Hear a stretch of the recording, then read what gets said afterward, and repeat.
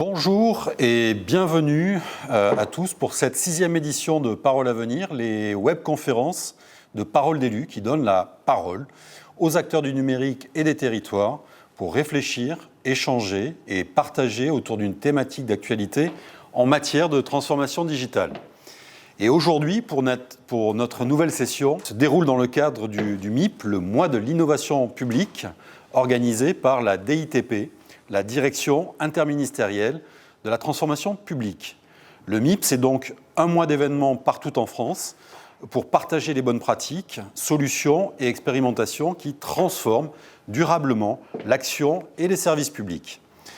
Et alors que ce programme d'événements se conclut aujourd'hui même, dans Parole à venir, nous allons aborder avec nos invités la transformation numérique des territoires ou comment les agents des collectivités et les habitants s'emparent des nouveaux outils du service public numérique. Nous verrons notamment comment des collectivités de toute taille innovent, qu'il s'agisse de communes rurales, de villes médianes ou de métropoles, et ce, dans des domaines très divers, notamment en matière d'inclusion numérique et par le numérique, mais aussi d'information, de participation citoyenne ou encore d'équipement des agents pour les nouveaux usages. Et ces invités, donc, qui œuvrent à la transformation numérique du territoire dans des collectivités, services de l'État ou entreprises, qui sont-ils ?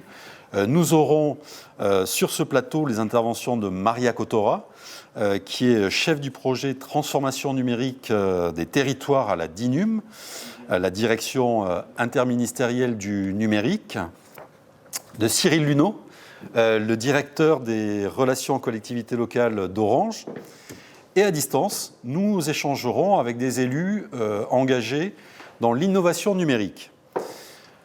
Tout d'abord avec Jean-Paul Carteret, le maire de Lavoncourt et président de l'association des maires ruraux de Haute-Saône.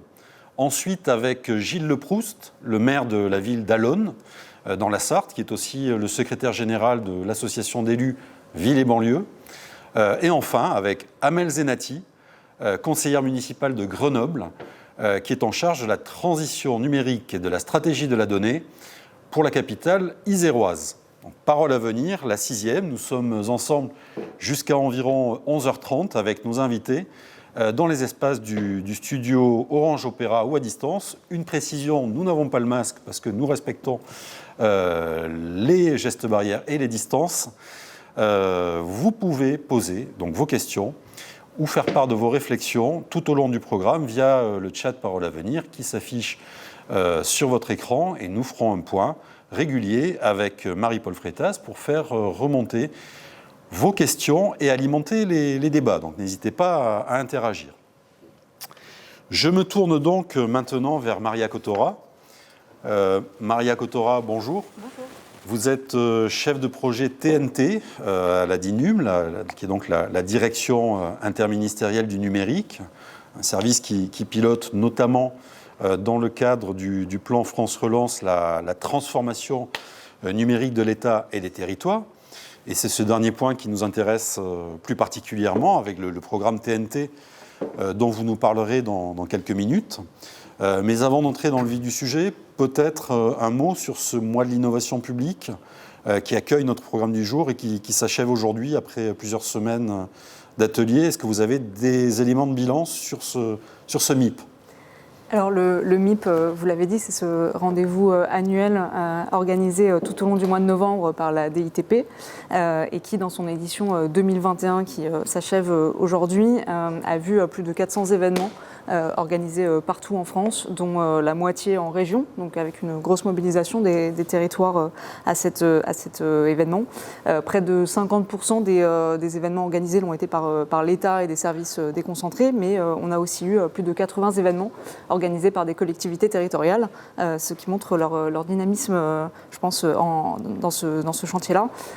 Pour ce qui est de la DINUM, donc la Direction interministérielle du numérique à laquelle j'appartiens, elle a pris une large part à cette ce mois de l'innovation publique, parce qu'elle a organisé plus de 15 événements à destination des agents de l'État, mais également des collectivités territoriales, et également des événements à destination directe des citoyens.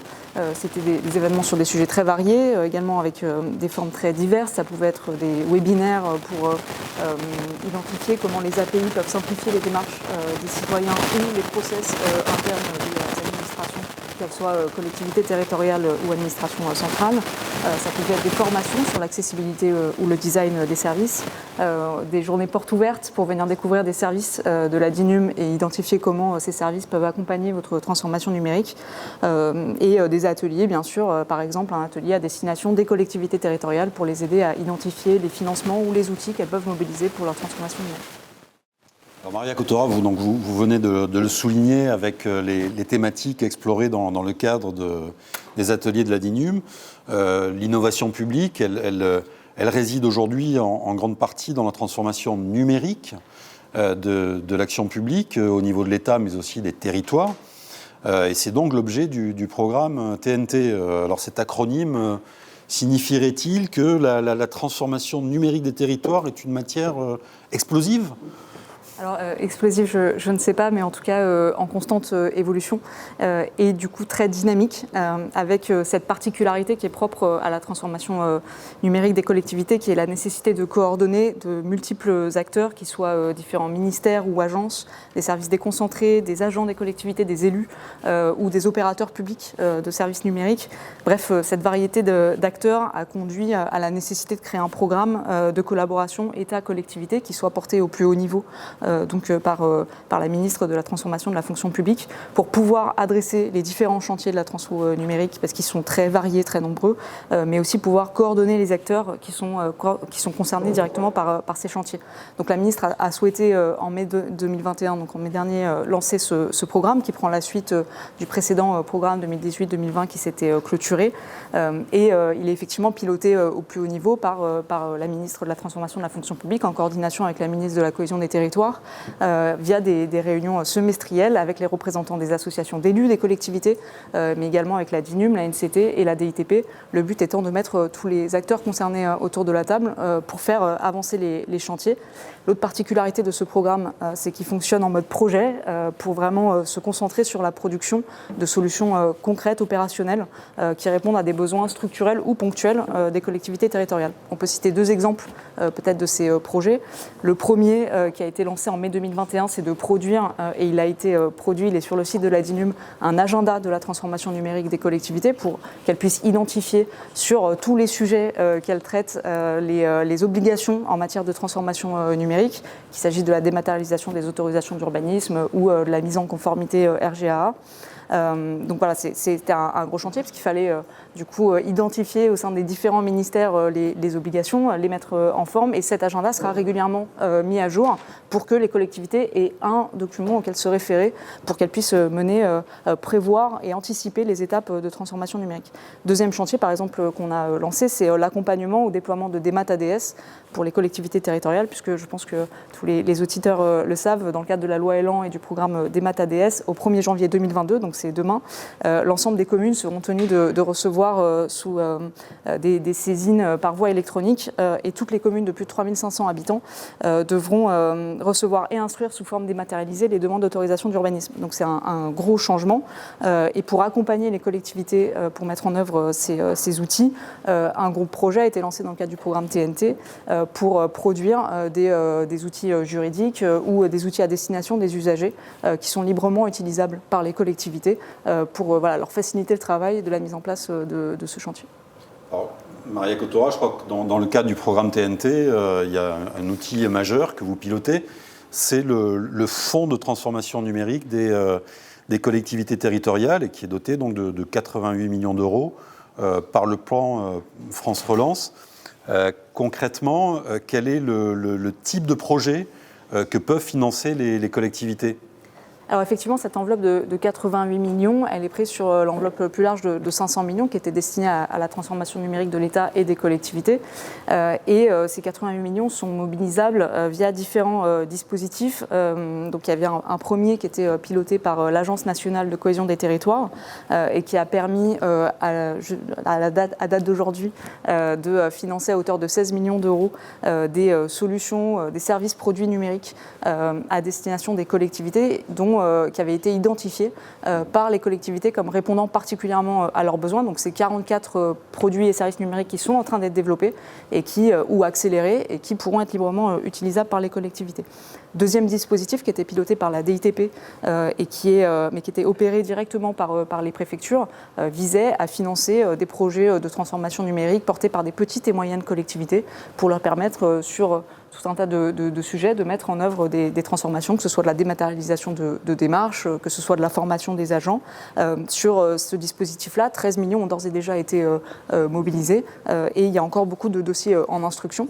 Et puis il y avait un troisième dispositif piloté par la DINUM qui consistait à financer des projets d'ampleur ou mutualisés entre de nombreuses collectivités territoriales autour soit de l'exploitation des données, soit de la mise en place de la dématérialisation d'une démarche ou de l'amélioration d'une démarche en ligne, soit de la mobilisation du levier numérique pour permettre la coopération entre acteurs autour d'une même politique publique.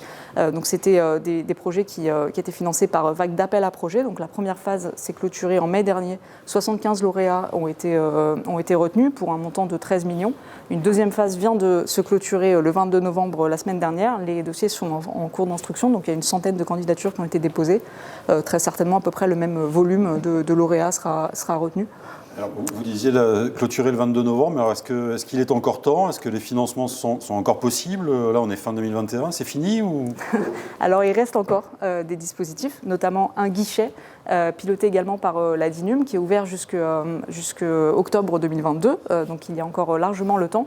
Ce guichet vise à financer pour toute collectivité territoriale, d'une part, un ticket de 5 000 euros pour utiliser des API du bouquet api.gouv.fr afin de faciliter des démarches en ligne des citoyens ou améliorer des process des administrations, et un deuxième ticket donc, auquel chaque collectivité a le droit aussi pour implémenter France Connect sur un service ou un portail de sa collectivité. Donc encore toutes les collectivités de France peuvent demander ce double financement.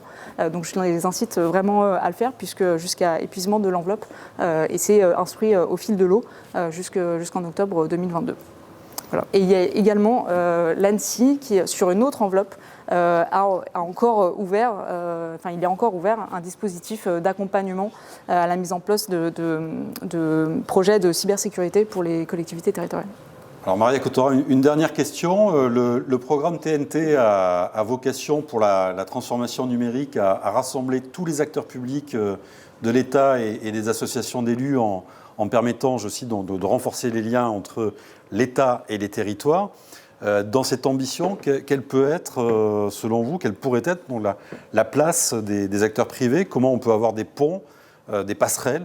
Alors, tout d'abord, dans le cadre du dispositif France Relance, les projets qui sont financés des collectivités territoriales sont in fine aussi au bénéfice des acteurs privés, puisque pour mettre en place ces projets, les collectivités vont se tourner vers des prestataires, donc très souvent des acteurs privés, pour soit un logiciel qui existe déjà, soit la mise en place d'un service ad hoc et donc un prestataire de service pour le réaliser.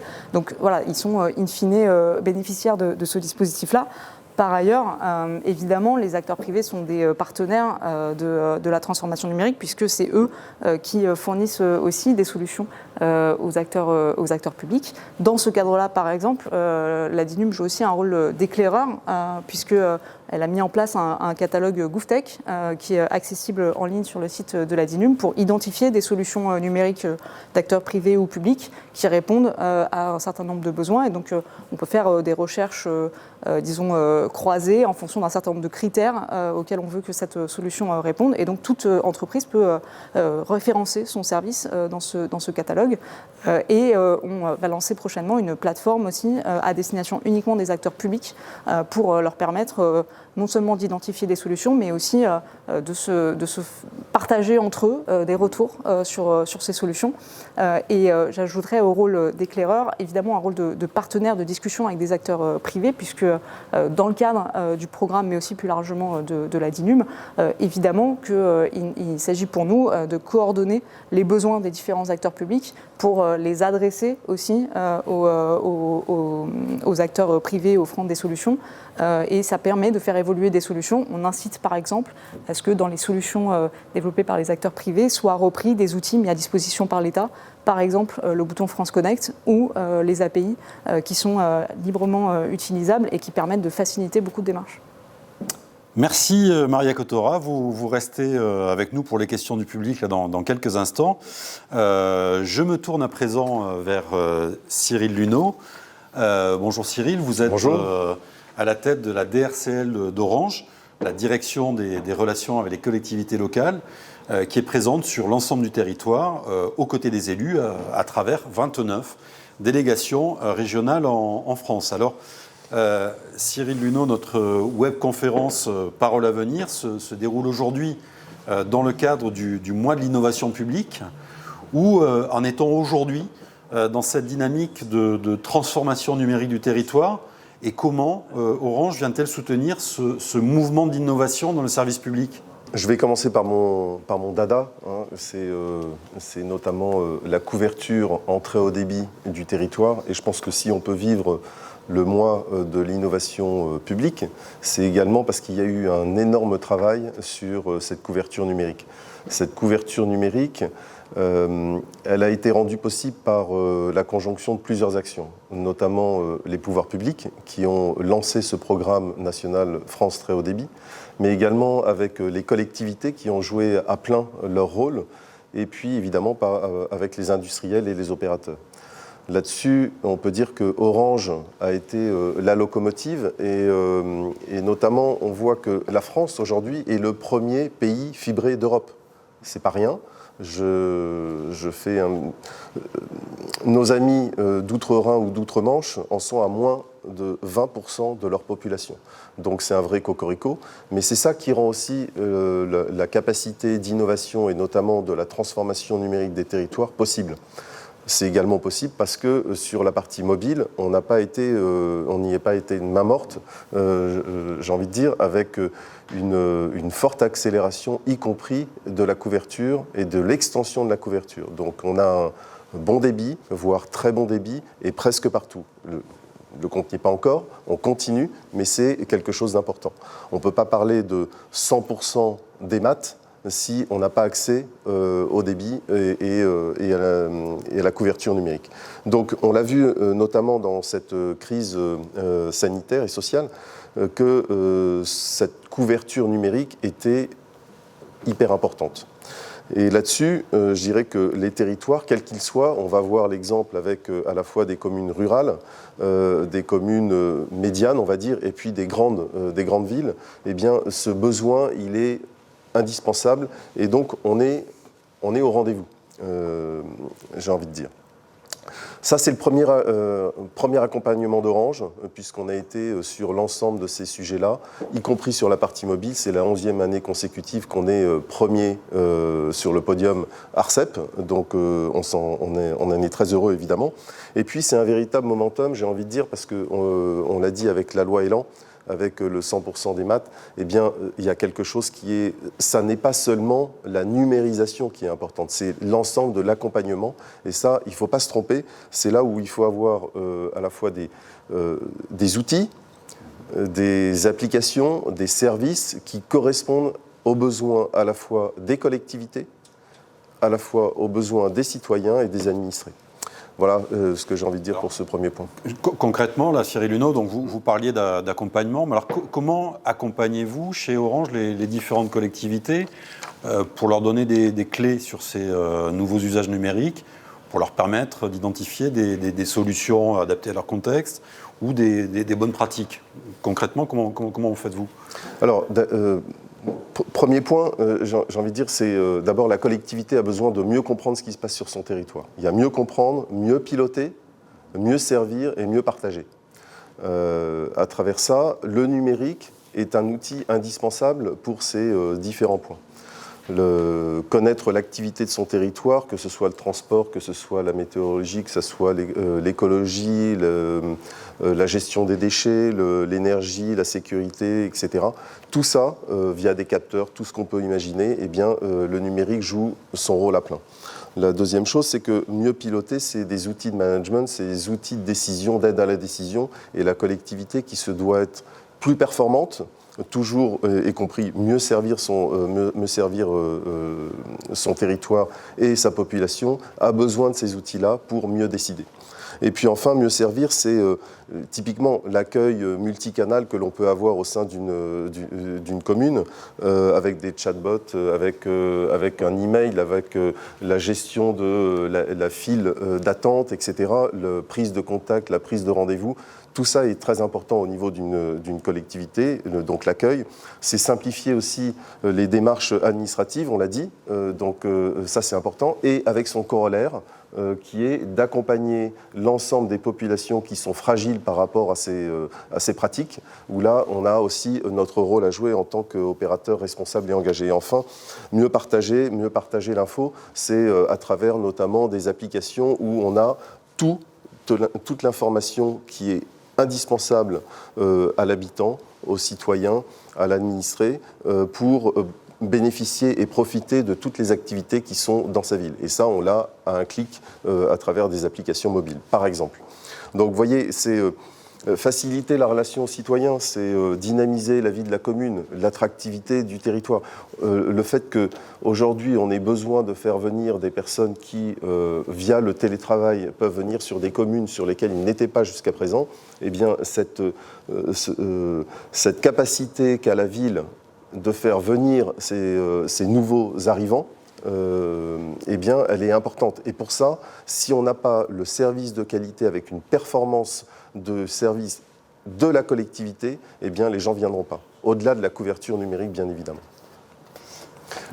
J'insiste sur un dernier point, évidemment, c'est que nous, ce que l'on fait avec nos délégations régionales, vous l'avez précisé, on a 29 délégations régionales à travers le territoire, et on a un correspondant pour les collectivités dans chacun des départements. Eh bien, on va au contact des collectivités, on les rencontre et on leur explique quelles sont les applications, les services qui sont disponibles et que l'on a, en plus de ça, que l'on a fait avec les collectivités. Il faut bien comprendre que toutes les solutions qui sont proposées par Orange, elles ont été co-construites. On ne l'a pas fait dans un bocal à Paris. Vraiment, c'est vraiment important de comprendre ça.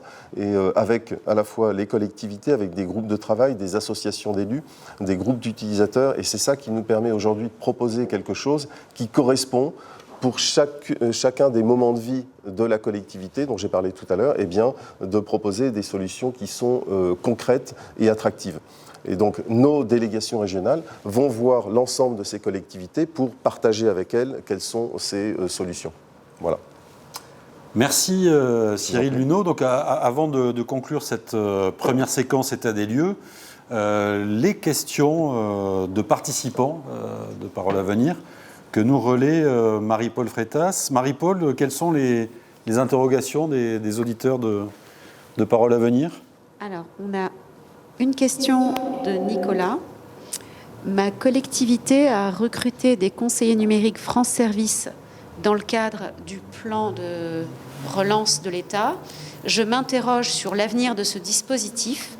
Peut-on espérer une prolongation de celui-ci après les 2 années prévues ? C'est précis. C'est précis. Alors, s'agissant des maisons France Service, elles sont prévues déjà hors plan de relance. C'est un dispositif qui vise à réunir dans des structures l'ensemble des services publics avec des conseillers qui peuvent accompagner les citoyens dans leurs différentes démarches. Et ces conseillers sont prévus de manière pérenne, bien au-delà du plan France Relance, qui lui a vocation à donner un coup d'accélérateur et une aide ponctuelle aux collectivités pour accélérer ces dispositifs-là. Donc normalement, pas d'inquiétude, ils devraient être, en tout cas, ils sont prévus de manière pérenne au-delà de 2022. Marie-Paul, une autre question Oui, j'ai une autre question. Alors, toujours pour vous, Madame Cottora, comment faites-vous pour vous assurer que toutes les communes, et pas seulement les grandes, profitent du financement ? Alors c'est une excellente question, puisque c'était effectivement un point d'attention vraiment fort quand on a construit cette enveloppe de 88 millions. Comme je l'indiquais tout à l'heure, il y avait bien un volet qui était opéré par les préfectures et qui visait à financer les projets portés par les petites et moyennes collectivités. Donc beaucoup de petites collectivités ont déposé des candidatures directement auprès des préfectures, qui sont pour une partie d'entre elles toujours en instruction, mais pour lesquelles déjà 13 millions ont été alloués sur l'ensemble du territoire. Par ailleurs, même le guichet France Connect, guichet API, est ouvert à toute collectivité territoriale. Donc, quelle que soit sa taille, toute collectivité peut bénéficier des 2 tickets de 5 000 euros, France Connect et API. Donc, c'est une grosse somme du coup à allouer si toutes les collectivités font la demande. Ça fait pas mal de fonds mobilisés pour ces collectivités-là. Et j'ajoute que les produits et services qui sont en cours de développement, les 44 lauréats sur le dispositif qui est piloté par l'Agence nationale de cohésion des territoires, ces produits et services ont été choisis pour répondre aux besoins de toutes les collectivités et notamment des plus petites. L'idée était de mutualiser les fonds pour construire des produits qui répondaient vraiment à des priorités, que ce soit des produits par exemple de travail à distance pour les agents, que ce soit des solutions permettant de dématérialiser un certain nombre de démarches. Bref, c'est vraiment toute une variété de services qui ont été produits dans cette logique-là et qui seront librement utilisables par toute collectivité. Il y a peut-être une dernière question dans cette séquence sur le fil. Marie-Paul, est-ce que vous avez une question pour Cyril Luneau ? Oui, j'ai une question. Alors la voici. Comment faites-vous pour dialoguer et mettre en place les solutions avec les collectivités sur le terrain ? Alors, je ne vais pas faire un catalogue des services que nous proposons aux collectivités, mais par contre, vous voyez, typiquement, ce type d'outil qu'on a développé avec les collectivités présente justement toute la réflexion que l'on peut avoir dans le domaine de la transformation donc numérique des collectivités. Et sur les instants de vie dont j'ai parlé tout à l'heure, pour la compréhension, pour mettre en place l'ensemble des solutions qui sont disponibles, eh bien, on a fait ce répertoire de toutes ces solutions. Et donc, c'est comme ça qu'on travaille avec les collectivités, avec cet ancrage territorial fort qui est différenciant pour Orange par rapport à nos autres concurrents, j'ai envie de dire. Eh bien, donc, nous le faisons à travers ce type de travaux que l'on a sur le terrain. Merci Marie-Paul, merci à Maria Cottora.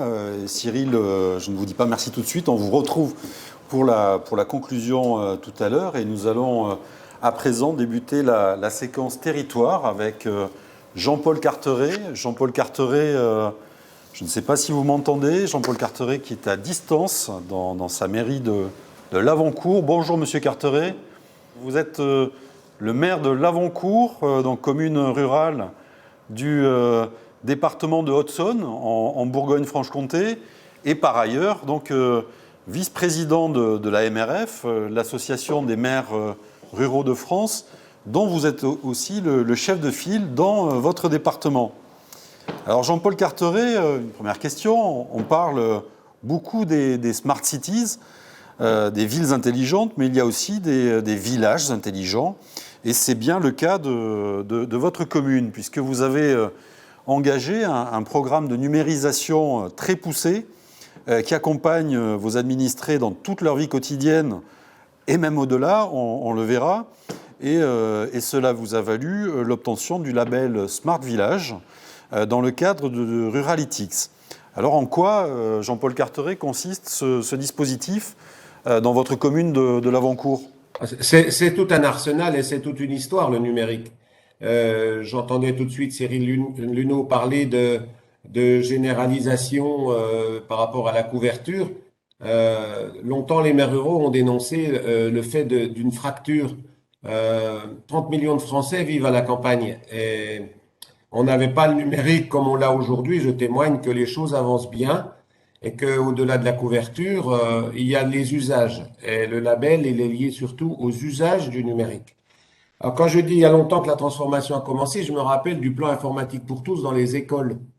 Tout a commencé par là chez nous. On organise chaque année depuis une trentaine d'années des formations. Et je peux témoigner qu'aujourd'hui encore, beaucoup de Français ont encore besoin d'aide, d'accompagnement et de formation par rapport à l'outil numérique. Chaque année, nous le faisons.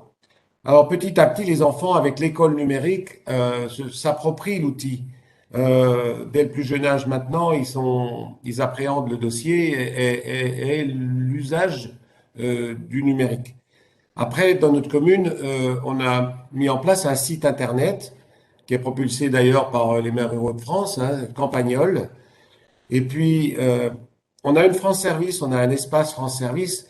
Je témoigne qui a ramené dans ma commune, 320 habitants, qui a ramené des services que l'on n'avait plus. Je pense à la MSA, à la CPAM, à Pôle emploi, par exemple, et bien d'autres. Je pense encore aujourd'hui l'accès au droit avec la possibilité de rendez-vous en visio avec des juristes. Je pense à la DGFiP, je pense, enfin, tous ces services que l'on n'avait plus et que l'on a maintenant grâce au numérique et que les Français s'approprient dans les territoires ruraux.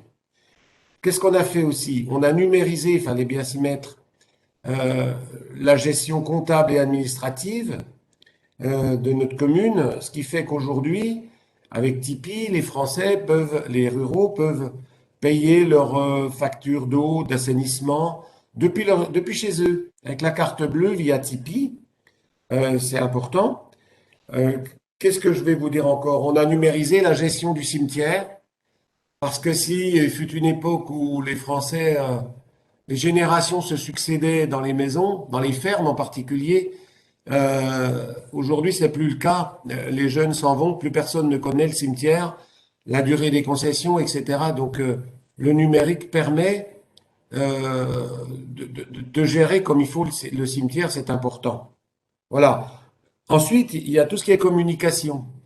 On a utilisé le numérique pour informer les habitants avec un panneau au milieu du village, mais aussi avec une application Panneau Pocket, ce qui fait que chacun a les informations dans la poche, Panneau Pocket. Quand on a un changement d'horaire, quand on a un obstacle sur une route, on utilise Panneau Pocket pour envoyer des informations. À l'instant T, voilà, tout arrive dans la poche de tous ceux qui ont mis l'application. Jean-Paul Carteret, j'avais des questions à vous poser sur Panneau Pocket. Dans ces nouveaux usages que nous évoquons, donc il y a justement ceux qui permettent de rapprocher la commune de ses habitants. Alors, Panneau Pocket, est-ce que vous pouvez nous en dire plus sur le fonctionnement de cette application mobile et notamment donc, sur le partenariat que vous avez mené avec la Gendarmerie nationale? Alors, déjà, on a commencé par le Panneau Pocket dans nos mairies. En Haute-Saône, par exemple, j'ai plus de 200 communes qui ont Panneau Pocket aujourd'hui. C'est-à-dire que depuis la mairie, même moi je le fais depuis chez moi, j'envoie un message dans la seconde qui suit, tout le monde l'a dans la poche. Exemple, inscription sur les vaccinations. J'ai envoyé le message récemment. 3 minutes après, on a des gens qui commençaient de s'inscrire. Et ça veut dire que ça va très vite. Le numérique, ça nous apporte tout cela. Et alors, qu'est-ce qui s'est passé avec les gendarmes? Chaque commune en France a un référent gendarmerie et on reçoit des informations par les gendarmes, des alertes. Alerte à une voiture bizarre, alerte ou qui inquiète, alerte par rapport à des vols, alerte par rapport à des orages, des inondations, etc. Les gendarmes adressaient un SMS au maire de la commune. Qu'est-ce que je faisais? Je faisais copier et coller et j'envoyais ça sur Panneau Pocket pour que tous les habitants aient l'information. Donc du coup, on s'est dit, mais pourquoi les gendarmes ne le feraient pas directement? Du coup, les gendarmes de Haute-Saône, mais après au niveau national, ont repris l'idée de Panneau Pocket et utilisent l'application pour envoyer les alertes, non pas en passant par le maire, mais directement aux habitants. C'est quelque chose d'important parce que de nombreuses gendarmeries en France se sont appropriées l'outil. Jean-Paul Carteret, une autre particularité de l'Avoncourt et vous en avez touché un mot tout à l'heure, et qu'elle intègre une maison, un espace France Service. Donc c'est un lieu physique qui a vocation de guichet unique des services publics pour accompagner et faciliter les usages numériques des citoyens. Concrètement, comment on met en place un tel lieu quand on est une commune rurale de 300 habitants, comme l'Avoncourt, et quels sont les services disponibles pour les habitants? Alors au départ, on a créé un pôle de service qui a obtenu le label ensuite. Ce pôle de service a été construit juste à côté d'une résidence autonomie pour rapprocher des services justement des personnes âgées qui sont dans la résidence autonomie et leur éviter des déplacements. Du coup, on a ce pôle de service, on a monté ça avec Orange. D'ailleurs, à l'époque, il y a une dizaine d'années, on avait une borne visio qui permettait d'être connecté, je le disais tout à l'heure, avec la MSA, avec la CPAM notamment, et maintenant la CARSAT. C'est les services les plus demandés par rapport aux personnes âgées. Mais depuis, les choses ont évolué. Et bientôt, on va faire les cartes d'identité, les passeports dans cette même France Service. Mon village est éloigné d'une quarantaine de kilomètres du chef-lieu de département, Vesoul, et de la préfecture. Vous voyez les déplacements qu'on évite grâce au numérique en ayant tous ces services sur place. Et pour tout un bassin de vie. Du coup, on a intégré dans cette France Service des services de santé. On a des kinés, on a des opticiens et on a aussi, depuis quelques années, le bureau de poste qui s'est installé à l'intérieur de la France Service, ce qui permet d'avoir regroupé un ensemble de prestations et de services pour tous les habitants du secteur. Et c'est important par rapport je le disais tout à l'heure, aux déplacements qu'on évite. Merci Jean-Paul Carteret. Donc vous restez avec nous pour les questions du public dans quelques instants. Elles seront en fin de séquence territoire. Et nous poursuivons donc cette séquence avec à présent une diagonale d'est en ouest, de Bourgogne-Franche-Comté vers les Pays de la Loire, puisque nous rejoignons Gilles Leproust dans la Sarthe. Gilles Leproust, vous êtes avec nous.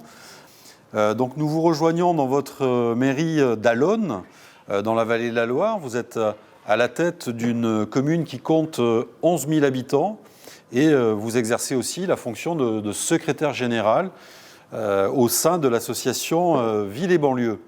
Alors Gilles Leproust, nous allons aborder avec vous la thématique de l'inclusion par le numérique que vous avez développé dans votre commune au moyen d'un lieu multifonctionnel, un campus numérique qui s'appelle le Cube. Alors, de quoi s'agit-il, Gilles Leproust, et pourquoi ce nom? Bonjour vraiment à toutes et tous. Le Cube, on est parti d'un constat qui est fait par nombre d'ailleurs d'élus de villes populaires, mais je pense que mes collègues ruraux doivent rencontrer la même chose. C'est que la fracture numérique, elle est réelle, et y compris, on s'en est encore plus rendu compte avec la période Covid que nous traversons. Donc, face à ce défi, on avait travaillé lors de l'appel de Grigny avec le fameux rapport Borloo sur la proposition de mettre en place 200 tiers-lieux, pour justement accompagner, combattre la fracture numérique. Le rapport Borloo, chacun connaît le sort malheureux qui lui est arrivé. Ceci étant dit, on a continué à travailler, y compris en lien avec les services de l'État. Et nous avons créé ce lieu, le Cube, qui en gros est un lieu où les gens qui ont des démarches à faire, qui s'appuient sur le numérique, peuvent avoir des personnes physiques, ressources, pour les accompagner à remplir leur dossier, à les orienter, à faire qu'ils ne restent pas sur le bord de la route et qu'y compris un certain nombre d'accès au droit ne soit pas retardé pour cause de non-remplissage correctement ou tout remplissage tout simple d'un certain nombre de documents numériques. Parce que c'est un autre élément, fait référence à France Service, ce tiers-lieu a reçu la labellisation France Service il y a quelques semaines. France Service, moi je me félicite, on a signé, mais dans le même temps, il faut être très attentif que les grands partenaires, les grands opérateurs publics continuent quand même à avoir des présences physiques et ne renvoient pas systématiquement sur des plateformes numériques la réponse aux questions que se posent de nombreux citoyens. Alors Gilles Leproust, quelle a été la genèse du projet et surtout après 2 ans d'activité, quels sont les grands retours d'expérience sur le Cube et comment vous envisagez de le faire évoluer au cours des prochaines années? Peut-être première chose, on a en 2020, pourtant une année particulièrement difficile, nous avons 2200 personnes qui se sont rendues dans ce lieu. Donc, plus qu'un discours, les chiffres parlent d'eux-mêmes. Il y avait un besoin, je pense savoir que nous avons répondu à une attente. Alors, tout ça, quand même, passe par le fait que nous avons 6 personnes pour faire fonctionner ce lieu. C'est-à-dire que nous avons vraiment beaucoup appuyé cet espace numérique avec de la présence humaine, avec, en gros, on a fait beaucoup de médiation numérique, parce que c'est ça qu'il s'agit en fin de compte pour permettre, y compris qu'au bout du bout, les personnes puissent être autonomes sur ces pratiques. Sur l'évolution, nous avons adossé aussitôt ce cube à un organisme de formation lié à la formation de métiers dans le secteur du numérique. Nous avons déjà fait 8 séances. Donc, il y a 12 jeunes ou moins jeunes qui y ont participé. Et un des contrats qu'on a passé avec à Rinfo, pour ne pas les citer, c'est que dans une promotion de 12, absolument, il fallait y ait au moins 3 Alonnais pour que, y compris, il y ait ce lien avec le territoire et qu'il y ait possibilité, y compris par un certain nombre de jeunes qui sont souvent très brillants en numérique, mais entre le numérique, le jeu, etc., ou les Facebook, pour aller vers tout ce qui est plus institutionnel, remplissage de documents en ligne, on voit bien qu'il y a un fossé à travailler. Donc, il y a des jeunes qui, y compris, trouvent dans ce secteur une voie professionnelle. Donc voilà, on est en train, y compris, de réfléchir sur un Fab Lab, voyez, y compris des lieux où on puisse accueillir des jeunes qui sont en recherche, des startups, etc. Donc, on a vraiment un projet global qui a la volonté que la question du numérique, question à laquelle nous sommes souvent confrontés, on puisse y répondre avec on ait des réponses concrètes. Gilles Leproust, le Cube, c'est donc le levier pour l'inclusion numérique des habitants d'Allonnes. Et du côté des agents qui travaillent au sein de votre collectivité, quelles sont les actions que vous menez pour les accompagner dans le déploiement de services publics numériques? Alors, on a mis en place en interne toute une série de formations, puisque maintenant, y compris depuis plusieurs années, nous prenons, 3 ans après le bac, des apprentis sur le service informatique. Et donc, nous avons un travail de formation qui est fait en direction de l'ensemble du personnel, notamment les catégories C. C'est souvent les personnes qui sont dans ces catégories qui sont les plus éloignées du numérique, qu'on peut rencontrer d'ailleurs à d'autres moments dans le fameux Cube. Donc, il y a ce travail de formation pour celles et ceux qui le souhaitent, parce qu'il ne s'agit pas non plus de forcer. Et puis, nous utilisons compris les offres de services du CNFPT. Parfois, c'est un peu compliqué, mais malgré cela, on oriente et on essaye que le plus possible y aille. Et puis, on a développé dans nombre de services, y compris des activités qui ont vocation à vulgariser, y compris et de manière ludique, cette utilisation du numérique. Je pense par exemple à la microfolie, où nous avons mis en place une microfolie qui permet, pas qu'aux personnels territoriaux, mais y compris aux écoles. Il y a eu une référence tout à l'heure par mon collègue maire sur la première porte d'entrée, ça a été d'avoir un travail important pour amener le numérique dans les écoles. Nous, c'est une réalité depuis très nombreuses années sur Allonnes, où il y a le numérique et on l'a complété avec cette offre de microfolie qui est en gros un musée virtuel qui permet d'aller visiter nombre de musées, de voir des belles œuvres sur des thématiques, et ce qui permet, y compris au-delà du numérique, d'aller voir après, comme on dit quand on est môme, d'aller voir en vrai des musées. Voilà, donc on est vraiment dans une démarche J'ai parlé de médiation, je crois beaucoup à la question de la médiation médiatique. Vous voyez, j'ai fait un lapsus, comme je crois à la médiation culturelle. Il faut absolument accompagner les gens qui sont souvent en échec et vécus douloureusement, parce que ça permet, je le répète, parfois ça empêche l'accès à un certain nombre de droits, de pouvoir eh bien, avancer, d'être pleinement citoyen, parce que la ville d'Allonne, effectivement, on est très attentif à l'accès aux droits dans leur globalité, et le droit au numérique est aussi une de nos engagements forts. Merci Gilles Leproust, vous restez avec nous pour les questions du public dans quelques minutes. Et nous effectuons une nouvelle diagonale pour repartir vers l'est de l'Hexagone, où nous rejoignons Amel Zenati à Grenoble. Amel Zenati, bonjour.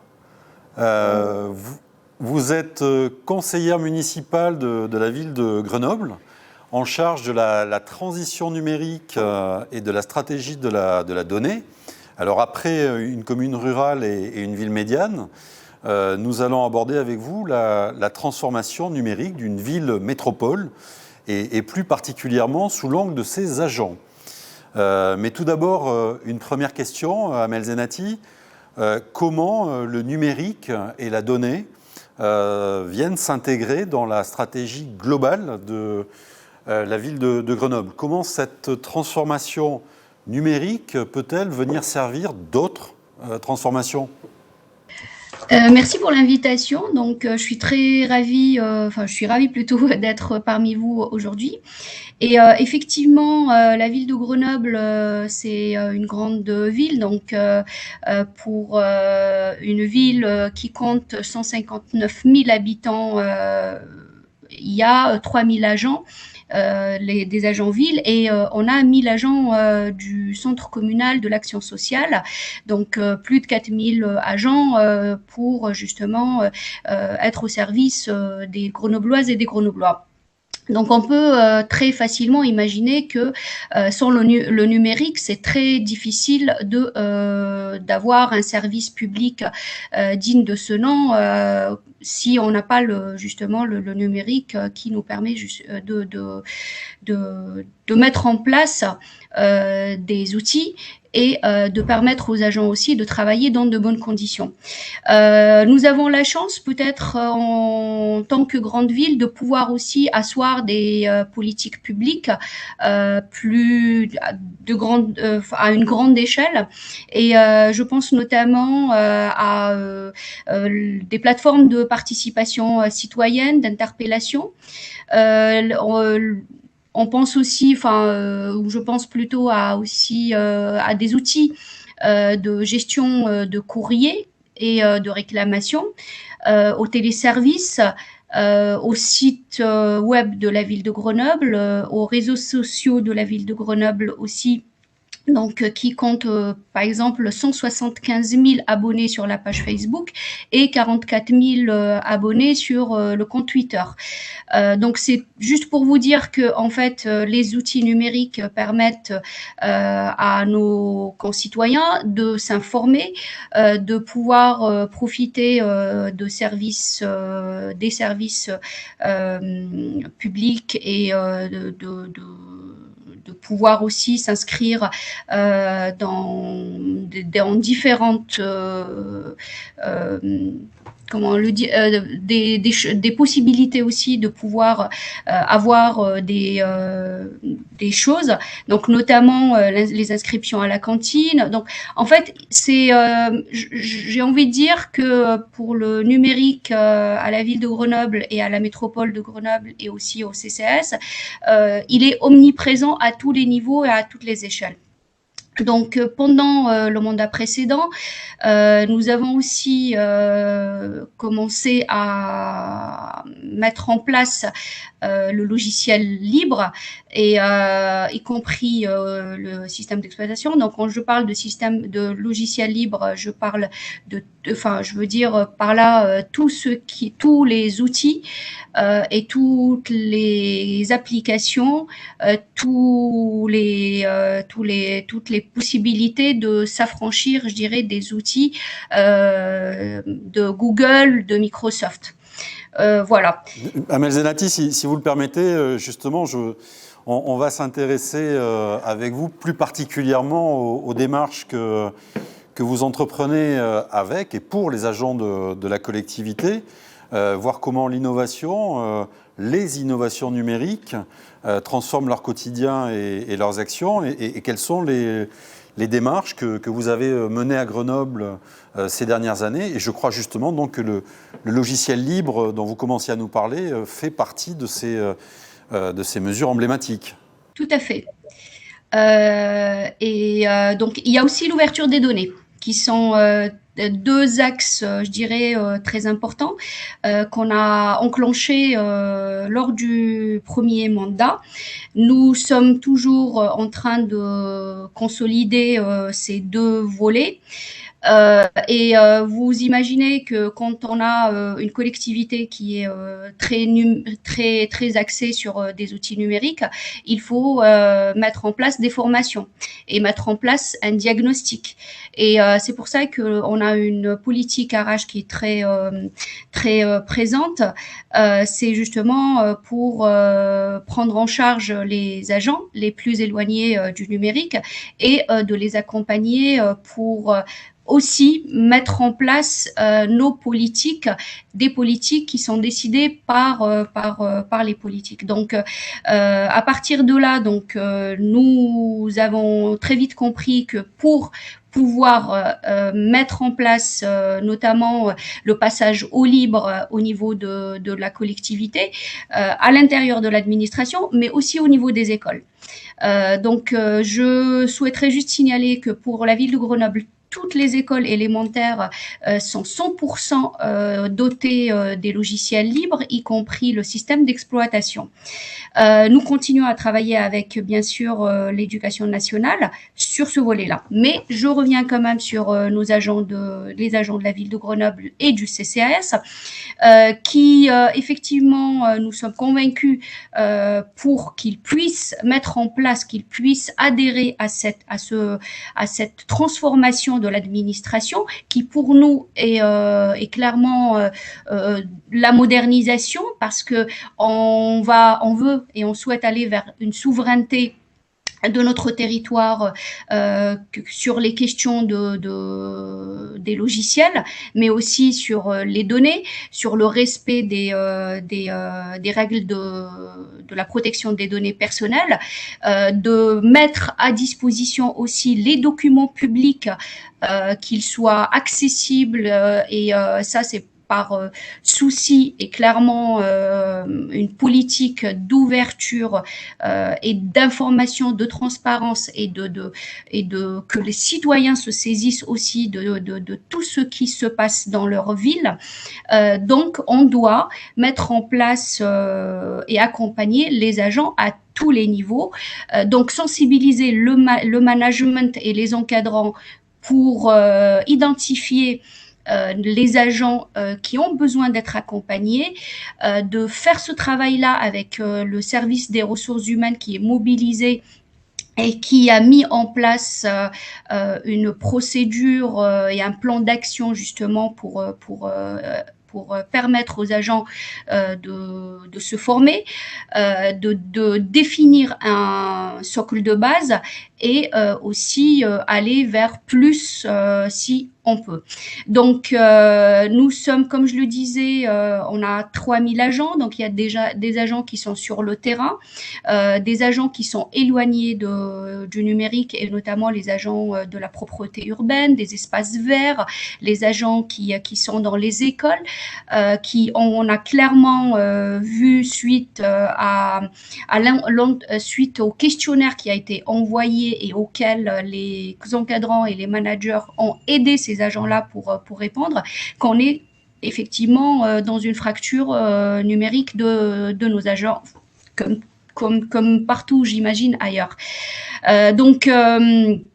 Voilà, nous avons les deux volets, donc le volet de la modernisation, parce que la collectivité doit fournir un service public de qualité, doit répondre à des questions de démocratie et de participation citoyenne, parce que c'est le cœur même et le sens même de nos politiques. Mais justement, pour arriver à répondre à ces besoins-là, qui sont plutôt d'ordre politique, et de s'adapter aussi aux nouveaux usages, hein, comme le disaient très clairement mes prédécesseurs, et on doit aussi s'occuper de nos agents, de les former, de répondre aussi à peut-être des métiers qui vont disparaître dans un futur proche sans doute. Nous avons aussi des agents qu'on souhaiterait pas qu'ils repartent ou qu'ils partent à une retraite anticipée, mais qu'on puisse intégrer ou qu'on puisse réorienter au sein de la collectivité pour faire des métiers où il y a besoin de maîtriser les outils informatiques, notamment prise de rendez-vous, répondre à des questions des habitantes et des habitants. Amel Zenati, juste, on avait une question. Je voulais revenir sur le logiciel libre, puisque donc vous évoquez que c'est une démarche de souveraineté numérique et de protection des données. Mais pour une collectivité, ça peut aussi représenter des gains d'ordre financier. Cette économie réalisée sur les licences, est-ce que vous l'avez estimée pour la ville de Grenoble ? Il est très difficile de faire une estimation à ce niveau. Parce qu'en fait, la démarche, on l'a enclenchée il y a quelques années au niveau des écoles. Donc, toutes les écoles sont en libre. Donc là, déjà, pour les écoles, c'est fait. Mais pour la collectivité, donc, on le fait d'une façon progressive. Donc, au même temps qu'on installe le logiciel libre, on forme les agents. Et en même temps, on accompagne les agents pour faire un audit, ce qu'on appelle un audit. Donc, ça veut dire que on a une chef de projet, on a investi dans 2 postes justement pour accompagner les agents au plus proche de leur poste de travail, et en étant avec eux pour identifier est-ce que il faut faire des mises à jour, notamment des fichiers, les aider à adapter certains fichiers, mais en même temps de les former. Et donc ça prend du temps, sachant que la désinstallation de Microsoft, on l'a fait à la fin de la formation.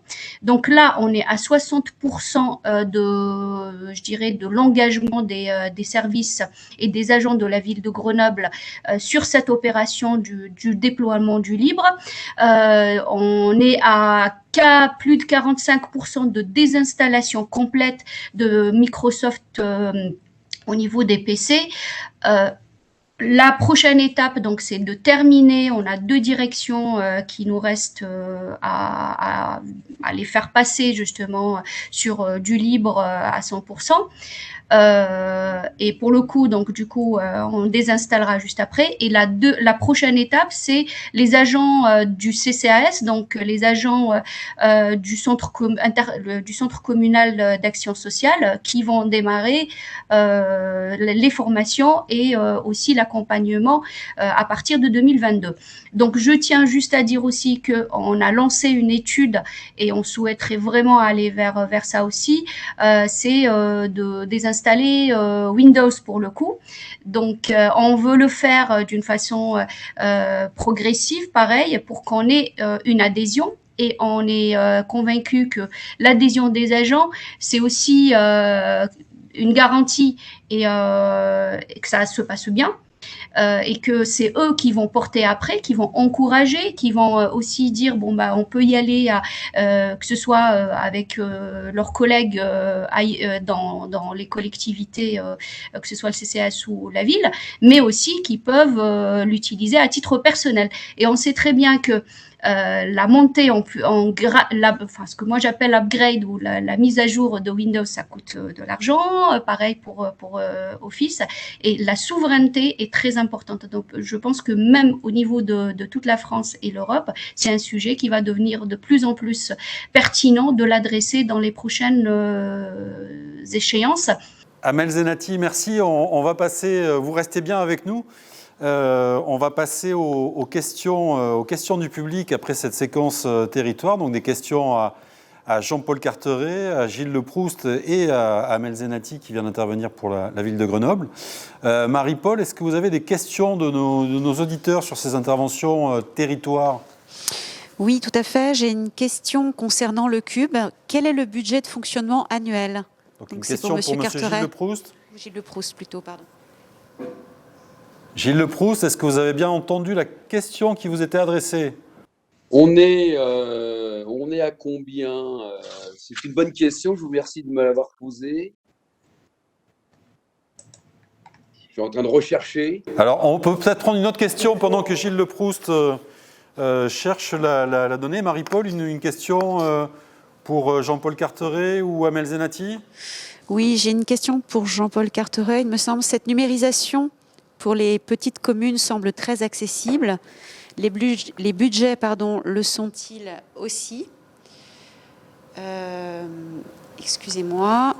Les budgets le sont-ils aussi pour des communes rurales ? Est-il mutualisé avec la communauté de communes, les départements, la région ? Jean-Paul Carteret ? Quand on a fait l'acquisition de la borne Visio, on a été subventionné par le Conseil régional dans le cadre de sa politique justement de déploiement du numérique dans les territoires. S'agissant du fonctionnement aujourd'hui, je précise qu'on a 2 agents France Service qui sont là pour renseigner et qui sont, je vais dire, le premier maillon de la chaîne sociale dans les territoires. Et on a un budget annuel de 50 000 € environ, dont 30 000 d'aide de l'État pour les espaces France Service. Et le reste est mutualisé au niveau d'un centre intercommunal d'action sociale à l'échelle de 9 communes sur notre communauté de communes qui en compte 42. Voilà, c'est pas sur l'intégralité de la Comcom, c'est sur un bassin de vie de la communauté de communes. Merci Jean-Paul Carteret. On revient à Gilles Leproust pour la question du budget du Cube. Le budget prévisionnel de 2021 s'élève à 232 000 €. Alors j'ai précisé, il y a six personnes dans cet espace numérique. Peut-être une question très rapide, parce qu'on a quelques minutes de retard. Une question très rapide pour Amel Zenati. Oui, j'ai une question sur quelle solution pour ceux qui ont un problème de mobilité et d'itinérance ? Alors, au niveau il y a des applications pour le territoire grenoblois. Je pense qu'on a au moins une application qui est développée par une entreprise du territoire ici. Mais par contre, je ne saurais pas vous dire exactement quel est le nom de l'application. Merci aux élus de notre séquence territoire et merci à Maria Kotora. Je me tourne à présent vers Cyril Luneau pour le mot de la fin. Alors en conclusion, Cyril Luneau, nous venons d'aborder avec nos invités de nombreux exemples très concrets de transformation numérique, que ce soit dans les domaines de l'inclusion, de l'information citoyenne, de l'équipement numérique des agents pour préparer l'évolution des métiers. On voit bien que cette révolution numérique, entamée il y a maintenant 2 décennies, est toujours en cours et plus que jamais dans les territoires. Alors Cyril Luneau, comment Orange, en tant qu'acteur majeur de ces transformations, prépare aujourd'hui les prochaines étapes pour les collectivités ? Écoutez, d'abord, vraiment, j'adresse toutes mes félicitations à ces élus qu'on vient d'entendre, que ce soit à travers l'exemple qui a été présenté par Jean-Paul Carteret avec le panneau Pocket à l'Avant-Cour, ou alors avec avec les Microfolies ou le Cube à Allonne par Gilles Leproust, ou enfin avec Amel Zenati, que ce soit dans la gestion du volume d'information d'une ville telle que Grenoble, avec son logiciel libre ou alors son agent numérique finalement au service de l'action sociale. Ce qu'on voit, si vous voulez, c'est que à travers ces exemples, on a à chaque fois si on revient presque à la définition de ce qu'est finalement la ville intelligente, le territoire intelligent, c'est à la fois des projets politiques qui sont globaux, toujours, c'est des principes universels de progrès également, c'est enfin toujours la prise en compte du mieux vivre pour les habitants, et enfin associer les citoyens à la gouvernance, ça c'est essentiel, sinon l'action politique n'existe pas en tant que telle. Et puis tout ça pour une meilleure attractivité de ce même territoire. Donc j'ai envie de dire que on voit bien que la transformation numérique des territoires, finalement, elle va bien plus loin que juste numériser des services. Elle doit embarquer l'autre au sens global, que ce soit l'utilisateur, le citoyen, l'agent municipal, le touriste, l'administré, et tout ça pour une quête de servir l'autre mieux et durablement. Enfin, par rapport à Orange, encore une fois, je pense que nous avons travaillé sur la compréhension du possible. Et le possible, c'est à la fois à travers les plans qui sont distillés par le gouvernement. Vous l'avez très bien expliqué tout à l'heure, mais aussi à travers le plan France Relance. On a typiquement un appel à projet qui a été lancé ces derniers jours sur la transformation numérique des territoires, un appel à projet qui est disponible et qui est accessible pour toutes les collectivités, que ce soit des organisations de type syndicat mixte ou départements, agglomérations, régies ou autres, régies publiques, SPL, tout ce qu'on veut. Et ces appels à projets, eh bien, c'est dans un calendrier qui est court. Et ce sont des projets qui doivent être aussi accessibles à tous et qui feront les bonnes pratiques de demain. Et donc nous sommes à disposition de ces mêmes collectivités pour travailler avec elles sur ces dispositifs, encore une fois, comme on le fait sur le terrain tous les jours sur ces transformations numériques, sur ces applications au service des collectivités. Voilà. Donc un partenaire à la fois dans la durée et sur l'ensemble du territoire français. Merci. Merci Cyril Luneau et merci donc à tous les intervenants et participants qui nous ont suivis aujourd'hui. Merci également aux équipes techniques. Je signale que si vous souhaitez prolonger la réflexion sur la transformation numérique du territoire, donc de nombreux articles et interviews sont bien sûr consultables en ligne sur paroledelus.com. Et nous nous retrouverons donc d'ici quelques semaines pour aborder une nouvelle thématique de l'actualité des territoires et du numérique dans le courant du premier trimestre 2022. À bientôt donc pour d'autres paroles à venir.